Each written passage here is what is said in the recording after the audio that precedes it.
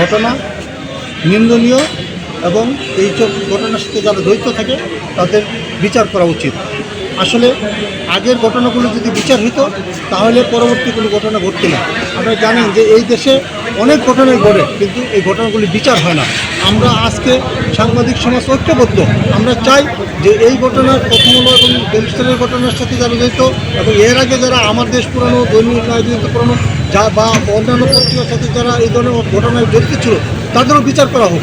এখন এই যদি বিচারগুলি হয় তাহলে আমরা বিশ্বাস করি ভবিষ্যতে এই ধরনের ঘটনা ঘটবে না।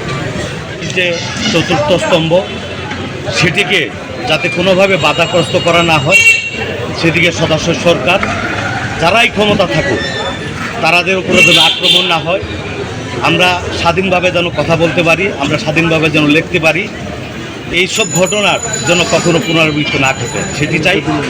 আর আমি সরকারকে সাধুবাদ জানাই যে সিসিটিভির ফুটেজ দেখে যে 31 জন শনাক্ত করা হয়েছে, 30 জনই ধরা পড়েছে এবং তাদেরকে দৃষ্টান্তমূলক অবিলম্বে শাস্তির আওতায় আনা হলে আমার মনে হয় এ থেকে এই সহিংস বা অরাজক পরিস্থিতি থেকে আমার মনে হয় মানুষ সচেতন হবে।